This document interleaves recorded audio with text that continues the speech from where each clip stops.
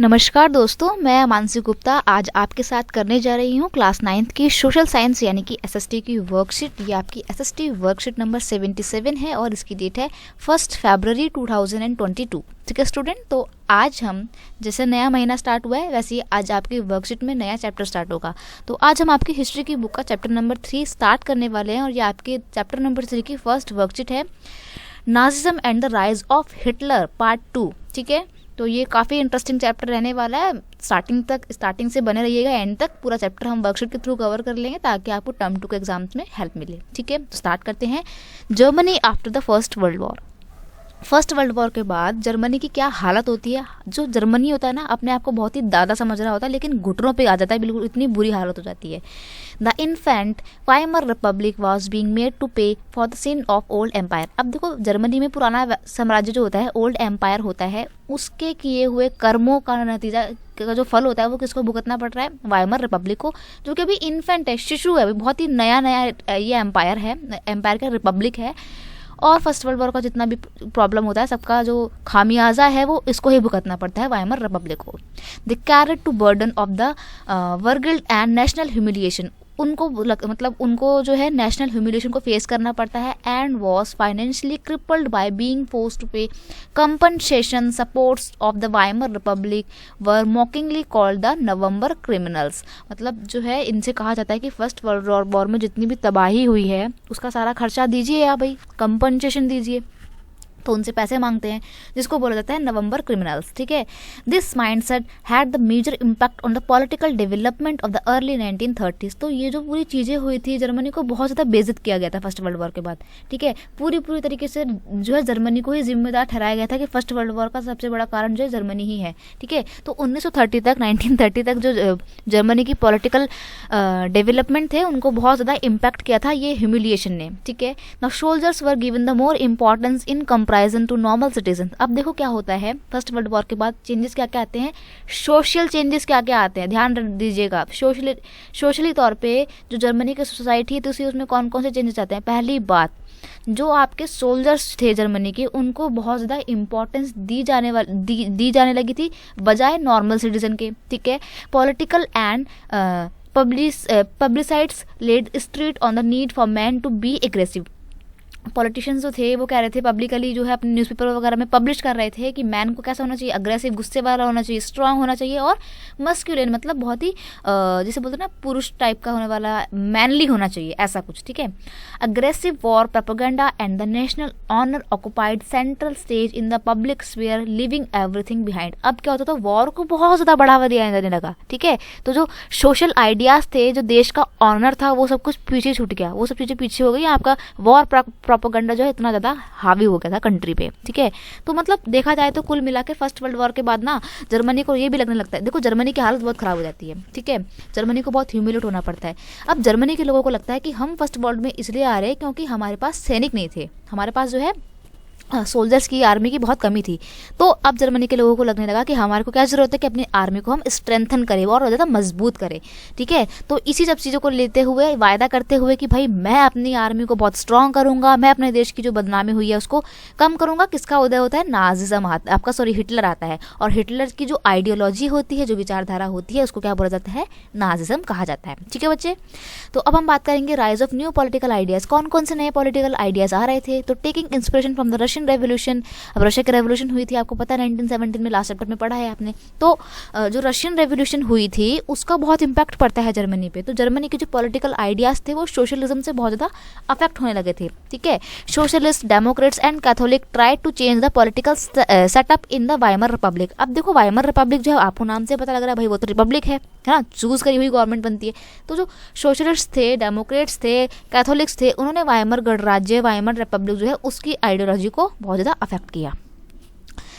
Spartacus founded the Communist Party of Germany. Communist and socialist henceforth become inconceivable enemies. ठीक है, unrecognisable enemies and could not make common cause against Hitler. Both the revolutionary and militant nationalist crave for the radical solution. अब देखो क्या होता है, communist और socialist की बिल्कुल नहीं बनती है। ठीक है, दोनों किसके खिलाफ है? दोनों हैं तो हिटलर के खिलाफ, हिटलर की आइडियोलॉजी के बिल्कुल सख्त खिलाफ है, लेकिन दोनों की बिल्कुल नहीं बनती है अपने आप में। दोनों क्या है, इररिकॉन्सिबल जो है एनिमीज हैं वो लोग, ठीक है। तो क्या होता है जब ये दोनों ही बहुत तगड़े घने मित्र, जो मित्र नहीं दुश्मन हो जाते हैं, तो रेवोल्यूशनरी आइडियाज़ और नेशनलिस्ट आइडियाज़ जो हैं वो क्या हो रहे हैं, वो रेडिकल आइडियाज जो सोल्यूशन बनते जा रहे हैं इन दोनों आइडियोलॉजी के अलावा, ठीक है। अब हम बात करें इकोनॉमिक क्राइसिस की, तो देखो भाई बच्चे क्या होता है, फर्स्ट वर्ल्ड वॉर के बाद तो आपको पता है भाई जर्मनी की बहुत बेइज्जती होती है, इकोनॉमिक क्राइसिस और आ जाते हैं, मतलब जर्मनी की हालत बिल्कुल बदतर इसीलिए हो जाती है कि इकोनॉमिक क्राइसिस भी आ जाते हैं। और फर्स्ट वर्ल्ड वॉर के तो आपको पता ही है कि सारी तरीके से जर्मनी को जो है जिम्मेदार ठहराया गया था, उनसे कंपनसेशन लिया गया था। तो जर्मनी जो है वो बिल्कुल ऐसा बोलो डेप्ट ट्रैप में फंस गया था बिल्कुल, ठीक है। तो स्टार्ट करते हैं। Germany has fought the First World war largely on the loan. First World war जो लड़ता है जर्मनी, वो भी लोन के बल पे लड़ता है, उसके पास इतना पैसा भी नहीं होता कि एक वॉर लड़ पाए, ठीक है। तो क्या करता है, अपने सारे गोल्ड के जो उसके पास भंडार होते हैं सब गिरवी रख देता है। Due to this double burden its gold reserve depleted, उसका जो गोल्ड रिजर्व है वो भी चला जाता है। Ultimately in 1923 Germany refuse to repay war identities and loan. अब वो कहता है कि भाई मैं तो बिल्कुल कंगला हो चुका हूँ, ठीक है, हाथ खड़े कर देता है जर्मनी, कहता है मैं अब किसी को कोई कंपनसेशन नहीं दे सकता, भाई मेरे पास खुद ही पैसा नहीं है, मैं किसी और को क्या दूंगा। जर्मनी ने ये बोल दिया, हाथ खड़े कर दिए सीधे सीधे। अब जर्मनी की गवर्नमेंट है, उसने क्या करा, अब उसको लगा कि यार पैसे की कमी होगी है, उसने और नहले पे दहला कर दिया, अपने जर्मनी की जो मुद्रा थी, जो पैसा था मार्क, उसको बहुत बड़ी मात्रा में पब्लिश कर दिया। ऐसे ही मान लो कि तुम कहते नहीं हो कि अरे हमारे पास अगर पैसे की कमी है तो रिजर्व बैंक पैसे क्यों नहीं छाप देता है हमारे लिए। अब वही जर्मनी की गवर्नमेंट ने बेवकूफ़ी करते हुए मार्क नाम की जो उनकी वहाँ पे करेंसी थी उसको बहुत बड़ी मात्रा में पब्लिश कर दिया। अब मार्क हर जगह मार्क हर जगह पैसा ही पैसा था वहाँ पे। By the December 1923, the value of $1 become the equivalent of the almost 100 million mark. सोचो $1 में तुम 100 मिलियन मार्क के जो रुपीज़ है वो तुम खरीद सकते हो। हालात इतने ज़्यादा गिर गए थे, मतलब जो क्या बताऊँ मैं आपको, कंडीशन बहुत ज़्यादा ख़राब हो गई थी जर्मनी में, ठीक है। लोग भूखे मर रहे थे, फोटोज़ देखिएगा अपनी बुक में आप उठा के, बहुत ज़्यादा ख़राब हालत हो गए थे, ठीक है। खाने के लिए कमी नहीं थी, लोग जो है बड़ी बड़ी जो कार होती है ना कार, उनमें मार्क मतलब उनकी जो करेंसी थी मार्क के बंडल गड्डियाँ भर के लाते थे रुपीज़ की, तब जाके सिर्फ उनको एक रोटी मिलती थी। ऐसे हालात हो गए थे जर्मनी के। तो इसीलिए गवर्नमेंट जब मन करता है नोट नहीं छाप सकती, क्योंकि अगर उसने नोट छापे तो यही कंडीशन हो कि हमारे देश की जो करेंसी है उसकी वैल्यू मार्केट में डाउन हो जाएगी, ठीक है। और जो प्राइसेस गुड्स के जो प्राइसेस है यानी कि चीज़ों के प्राइस जो है वो हाई हो जाएंगे। This crisis came to be known as the hyper inflation, ठीक है, a situation when prices rise phenomenally high. मतलब ये एक ऐसी सिचुएशन होती है हाइपर इन्फ्लेशन, चीज़ों के दाम बहुत तेज़ी से बढ़ते हैं। Eventually the American intervened and bailed Germany out of this crisis by introducing the Dawes plan. अब अमेरिका आता है, भाई अमेरिका तो चच्चा है ही हमारे सबके, आते हैं अमेरिका, बोलते हैं अरे भाई जर्मनी आओ हम तुम्हारी मदद करेंगे। मदद कैसे करते हैं, डॉस प्लान लेकर आते हैं वो, ठीक है। अब डॉस प्लान के चक्कर में क्या करते हैं, जर्मनी को खूब पैसा देते हैं कि चलो भाई तुम्हारे को हम पैसा देंगे, तुम अपनी इकोनॉमी को सुधारो, ठीक है। अब भाई जर्मनी के पास तो वैसे ही पैसों की कमी थी, वो भी दोनों हाथ फैला के खड़ा हो गया। अब जर्मनी के पास पैसा आने लगा, कंडीशन जर्मनी में अब थोड़ी सी सुधरने लगी, लेकिन अभी हालात नहीं सुधरे थे, अभी तो और भी चीज़ें होनी बाकी थी, कंडीशन तो अभी और ख़राब होंगी। देखो कौन क्या होता है, economic recovery in the Germany was totally dependent on the loan taken from the America. अब जो जर्मनी था वो अब उसकी इकोनॉमी की जो सुधार हो रही थी, जो रिकवरी हो रही थी, वो किसके ऊपर डिपेंड थी, अमेरिका से आने वाले लोन पर डिपेंड थी। अब this support was withdrawal when the wall street exchange crash in 1929। लेकिन अमेरिका में क्या होता है, जो वहाँ का वॉल स्ट्रीट एक्सचेंज होता है यानी कि वहाँ का जो शेयर मार्केट होता है वो बिल्कुल ख़राब हो जाता है, चरमरा जाता है, ठीक है, गिर जाता है बिल्कुल। तो अब अमेरिका के पास भी पैसों की कमी हो गई है, तो अमेरिका पैसा लगा नहीं सकता, तो क्या होगा, the Germany economy was worst hit by this economic crisis of 1929 and 1932। अब जर्मनी में फिर से पैसों की किल्लत हो जाती है और क्या होता है, इकोनॉमिक क्राइसिस आ जाते हैं। देयर वाज अनएम्प्लॉयमेंट, बेरोजगारी बिल्कुल चरम सीमा पे थी, क्रिमिनल एक्टिविटीज़ हो रही थी। भाई आप देखो, आप जिस देश में बेरोजगारी है, यूथ लोगों के पास काम करने के लिए कुछ है ही नहीं, नौकरी करते नहीं है, तो क्या करेंगे भाई, चोरी चकारी करेंगे। तो इसीलिए क्रिमिनल एक्टिविटी जो थी वो बहुत ज़्यादा तेज़ी से बढ़ गई थी।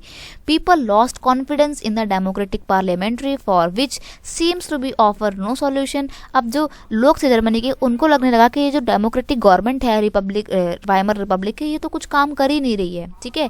पैसा जब तक आ रहा था तब तक तो इकोनॉमी ठीक थी, लेकिन जब पैसा आना बंद हो गया तो इकोनॉमी खराब हो गई। इट्स मीन हम तो किसी और के ऊपर डिपेंड थे, लोगों को अपनी गवर्नमेंट से बड़ी निराशा चर्चा हुई, ठीक है। There was a political instability and leadership vacant in the entire country. अब लोगों को लगने लगा कि जो गवर्नमेंट काम कर रही है ना रिपब्लिक की, वाइमर रिपब्लिक की, किसी काम के लिए नल्ली गवर्नमेंट है ये, ठीक है। तो अब क्या होता है, अब इसको हटाएंगे, अब हिटलर जो है धीरे धीरे पावर में आएगा। तो हम आगे जानेंगे कैसे कैसे हिटलर का जो इमरजेंस होता है। 5 क्वेश्चन दिए हुए हैं, आई नो क्वेश्चन बहुत ज़्यादा है बट इट्स ओके, आंसर तो यही है। क्वेश्चन नंबर 1 क्या है आपका, कहता है कि इकोनॉमिक इम्पैक्ट क्या पड़े थे फर्स्ट वर्ल्ड वॉर के जर्मनी पे। तो भाई देखो, Germany economy had suffered terribly during the world war first, ठीक है, बहुत बुरी तरीके से इकोनॉमी इफेक्ट हुई थी। Industrial output fell down by over 40%। 40% जो है उनका इंडस्ट्रियल आउटपुट जो था, उत्पादन जो था, मतलब जितना चीज़ वो प्रोड्यूस कर रहे थे वो बिल्कुल 40% कम हो गया था। Machinery was at the end of war, machinery बिल्कुल खत्म हो गई थी, और जो लोग थे वो बीमार हो गए थे या फिर वॉर में लड़ने गए थे, तो काम करने वाले जो वर्कर्स थी उनकी भी बहुत ज़्यादा कमी थी, और फिर काफ़ी सारे लोग तो वॉर में मर भी गए थे। तो ओवरऑल देखा जाए तो काम करने वाले जो वर्कर्स थे वो बहुत कम थे, ठीक है। तो बहुत बुरी तरीके से इकोनॉमी अफेक्ट हुई थी। क्वेश्चन नंबर 2 है, what were the challenges in front of the Weimar Weimar Republic की जो नई गवर्नमेंट बनती है फर्स्ट वर्ल्ड वॉर से जस्ट पहले ही जर्मनी में, उसके सामने कौन कौन सी प्रॉब्लम थी। तो first of all it was held responsible for the deflation in the First World War. उसको पूरी तरीके से जिम्मेदार ठहराया गया था कि हम फर्स्ट वर्ल्ड वॉर में जीते हैं तो सिर्फ और सिर्फ वाइमर रिपब्लिक की वजह से। जर्मनी के लोगों ने कहा कि हमारी सरकार ही खराब है, ये हमारा वाइमर रिपब्लिक ही खराब है, इसी ने हमारे को फर्स्ट वर्ल्ड वॉर में हराया है, ठीक है। तो ये प्रॉब्लम थी उसके आगे। Second, Germany had fought the war largely on loans. अब जर्मनी ने ज़्यादा से ज़्यादा वॉर जो थी फर्स्ट वर्ल्ड वॉर किसके ऊपर लड़ी थी, लोन लेके लड़ी थी। एंड हैड टू पे वॉर रिपार्टेशन और रेपरेंशन, मतलब उसको कंपनसेशन जो है वो भी देना पड़ रहा था। तो जो उसकी गोल्ड की जो रिजर्व थे ना वो भी गोल्ड रिजर्व जो थे वो भी खत्म हो गए थे, तो ये भी प्रॉब्लम थी, ठीक है। The constitution had many defect. अब जो वाइमर रिपब्लिक का जो कॉन्स्टिट्यूशन होता है उसमें भी बहुत सारी कमियां होती हैं। The constitution give the president power to impose emergency. अब ये जो वाइमर रिपब्लिक का जो वो प्रेसिडेंट था ना, उसके पास ये पावर दे रखी थी कॉन्स्टिट्यूशन ने कि वो किसी भी टाइम पे इमरजेंसी इम्पोज कर सकता है without even taking permission from his officials, ठीक है। सस्पेंडेड सिविल राइट्स, लोगों के जो सिविल राइट्स है, यानी कि एक तरीके से कह सकते हो कि लोगों के जो मौलिक अधिकार हैं, फंडामेंटल राइट्स है, वो उनको भी डिस्मिस कर सकता था, ठीक है। And rule by the decree, और जो उसका शासन था वो क्या होता है, मतलब एक तरीके से तानाशाह डिक्टेटरशिप जो अपनी जगह इंप्लीमेंट कर सकता था जर्मनी में। तो सबसे बड़ी प्रॉब्लम ये थी कि कॉन्स्टिट्यूशन खराब था। The Weimar Republic had 20 different cabinets with in a short span of time. Soon people lost confidence in the एक डेमोक्रेटिक पार्लियामेंट्री सिस्टम। अब क्या होता था, जर्मनी में जो वाइमर रिपब्लिक था उसके कैबिनेट ही आए दिन चेंज होते रहते थे, तो लोगों को लगा यार भाई खराब ही गवर्नमेंट है यार अपनी, ठीक है। तो ये हो गए थे हालात। चलो क्वेश्चन नंबर 3, 4, 5 छोटे छोटे हैं। 3 बोलता है कि what were the cause of rise of new political ideology in the Germany after first World war. तो फर्स्ट वर्ल्ड वॉर के बाद हम देखते हैं कि जर्मनी में जो एक नई तरीके की आइडियोलॉजी, पॉलिटिकल आइडियोलॉजी आती है। तो वो कौन कौन सी चीज़ें थी जिसने नई पॉलिटिकल आइडियोलॉजी को इमर्ज करने में हेल्प दी। सबसे पहली बात कि रशियन रेवोल्यूशन हुई थी, तो जर्मनी के लोगों को उससे इंस्पिरेशन मिल रही थी और इसलिए जर्मनी में सोशलिस्ट आइडिया बहुत तेजी से फैल रहे थे, ठीक है। और फिर जर्मनी में इकोनॉमिक क्राइसिस हो रहा था, तो लोगों को लगने लगा कि अब हमारे को वाइमर रिपब्लिक नहीं चाहिए, कोई और पॉलिटिकल पार्टी चाहिए with another new political idea, ठीक है। तो अलग आइडिया इससे आ रहे थे, और फिर वाइमर रिपब्लिक तो फेल हो ही रहा था, ठीक है। तो क्वेश्चन नंबर आपका क्या 4 बोलता है, ऐसा देखो ये black and blue and black है, कोई बात नहीं, तुम तो ब्लू में लिखना। खैर स्टार्ट करते हैं question number 4। Which type of social ideas were given importance in the Germany after first World war. First World war के बाद कौन कौन से आइडियाज़ को जो है ज़्यादा प्रेस किया जाता है, वही कि सोल्जर्स को ज़्यादा इंपॉर्टेंस दी जाती है as compare to the normal people. Political and publicists did led stress on the need for man to be aggressive, strong and the masculine. मतलब लोगों को ज़्यादा आक्रामक होना चाहिए, मस्कुलिन होना चाहिए, मतलब मैनली होना चाहिए, स्ट्रॉन्ग होना चाहिए, ठीक है। और क्या बोला गया, यही बोला गया कि जो वॉर वगैरह का जो प्रोपेगेंडा है उसको बहुत ज़्यादा तेज़ी से फैलाया गया, और जो नेशनल ऑनर की चीज़ें थी, यानी कि राष्ट्र सम्मान की जो चीज़ें थी वो पीछे छुप गई, ठीक है। क्वेश्चन नंबर 5 देखो क्या बोल रहा है, इसका आंसर तो तुम खुद ही कर दोगे। What would be the implication if a government without any control prints lakhs of rupees every year. अगर तुम्हारी गवर्नमेंट हर साल लाखों की क्वांटिटी में रुपया छापेगी तो तुम्हारी देश की करेंसी का क्या हाल होगा। तो तुम्हें मैंने बताया ना, the value of rupee will decrease, value जो है रुपीज़ की वो डिक्रीज हो जाएगी। तो यही था आपका वीडियो।